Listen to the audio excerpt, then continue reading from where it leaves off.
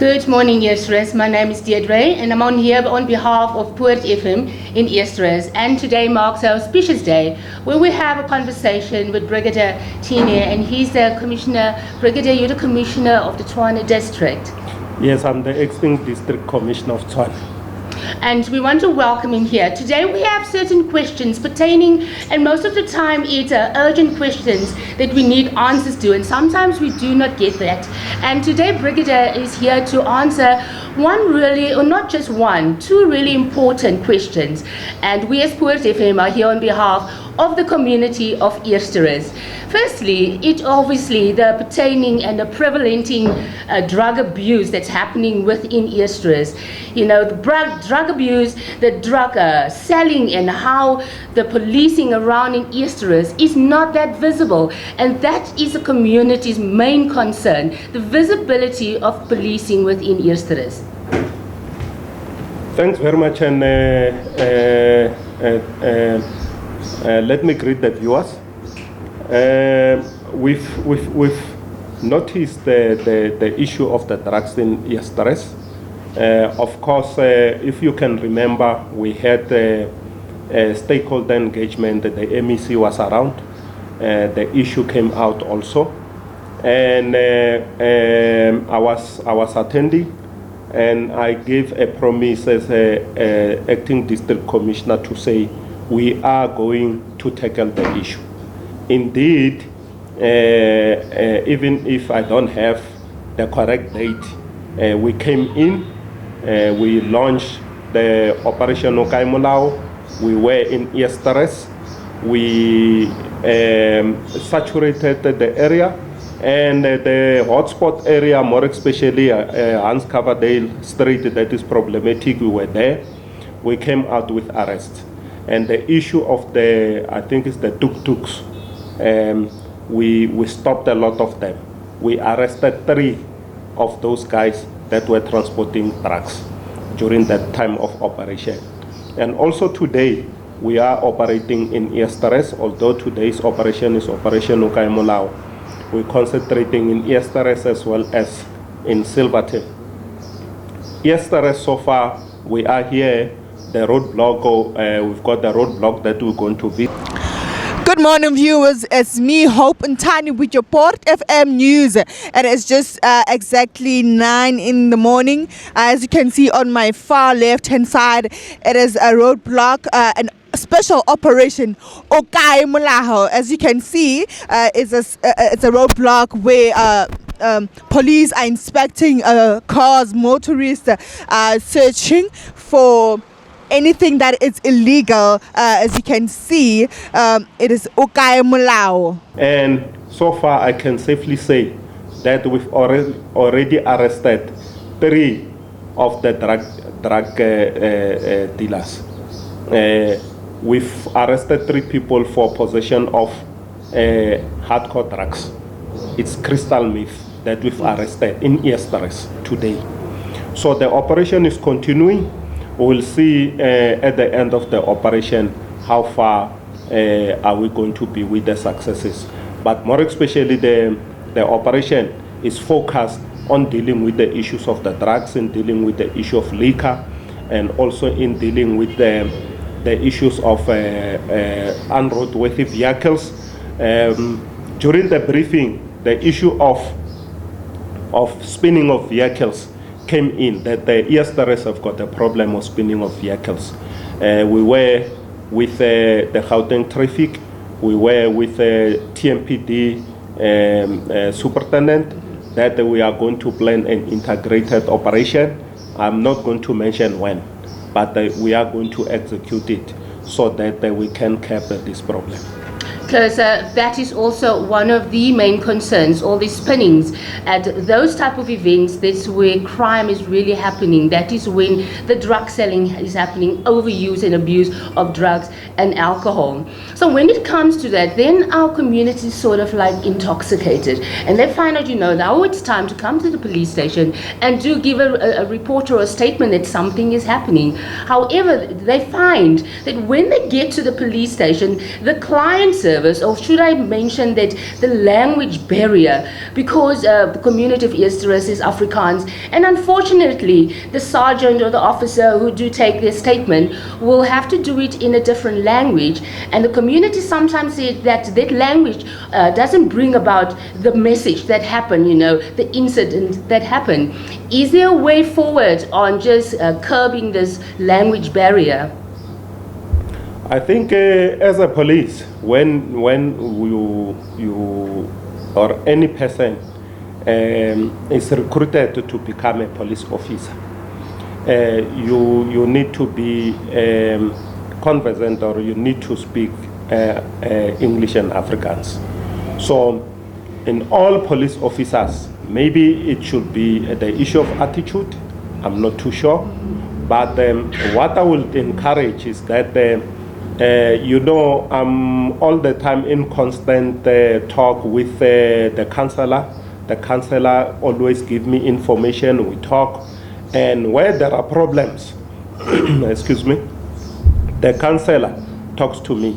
So I would like to encourage the community to say, when they come and there is such typical of incident that the police indicated they cannot talk a certain language, more especially English or Afrikaans, they must contact me so that we can resolve the issue. No police officer can turn any person away just because of that particular person is speaking Afrikaans.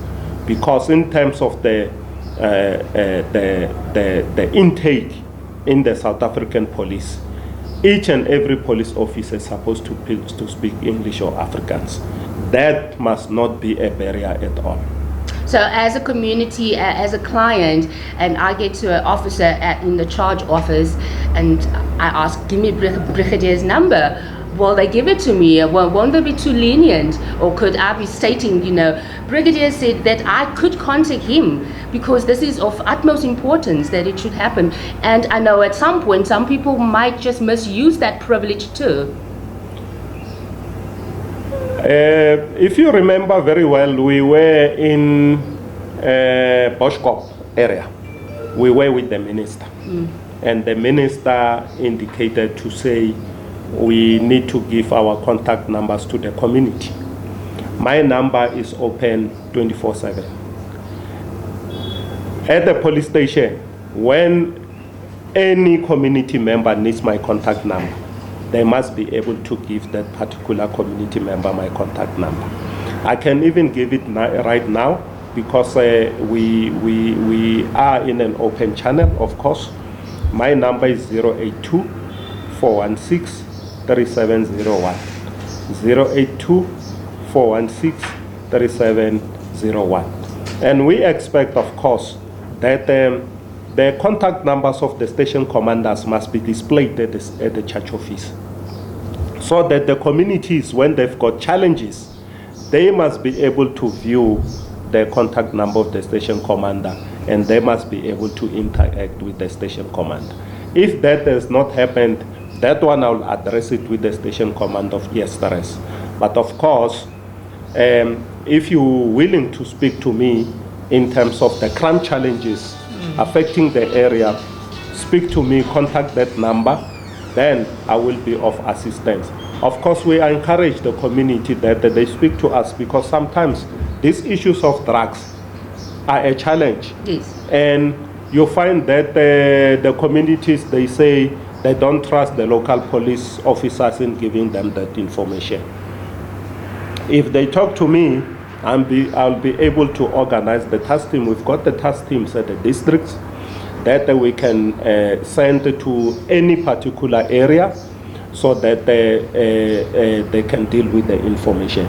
But we don't encourage that the local police station must fail to deal with the issues and escalate these issues to the task team at the district level. The stations must be able to do the integrated operations. We've got the crime intelligence families that are there in the police services, that they can deal with the information. The station just need to interact with the crime intelligence so that they can operationalize any information that they find. Well, that's excellent. And I know you've spoken about trust. And within a community, there are hotspots, as you mentioned early on. Our hotspots, as we feel, are not properly manned. Is that due to a problem infrastructure at our Easterus police station? Do we have enough men and women to patrol the area of Easterus? Do we have enough fleet management to patrol the area at these hotspots at after 8 o'clock at night when these unilful things happen? Well, the issue of resources are a challenge in many of the police stations. I can't say only Easterus. We are expected to do policing with what we have. We need to manage those resources. We need to bring those resources to the operational environment effectively. So we have personnel. We have resources at the station that must be used. The station briefed us today, and in terms of them briefing us, vehicles are there. They've got vehicles that they can better deal with the crime. It's not like they don't have resources, that they are very much understaffed. The personnel is there at the station. Last month, I staged a task team that came to do inspection in Easterus and to look as to how can we better resource Easterus. That task team finished the inspection. They gave me the report. We restructured some of the staff that they were seated morely at administratively. We took them from administration. We put them at the operational environment. That was the part and parcel of me interacting with the station and ensuring that we place people exactly where they need to be. Not in the offices, but the operations need to be at the operational environment. We started to see changes after that inspection because the warrant officers that were morely seated at the administration blocks, they are now at the operational environment. You can see even the crime of January and February of Easterus is starting to improve, more especially in terms of what we call the crimes dependent on police action. That is the issue of they have to ensure that they increase the proliferation of firearms, the drugs, closing of illegal shebins, addressing drunkenness at the streets. We see an improvement in terms of Easterus with that regard. But also we've given Easterus the new visible commander. They operated without a visible commander, so we appointed a captain there that needs to take the operations within Easterus. But over and above, the operations of the districts, the operation of the province is still going to take place within Easterus. The DOCC at the district level, we are going to push them to Easterus.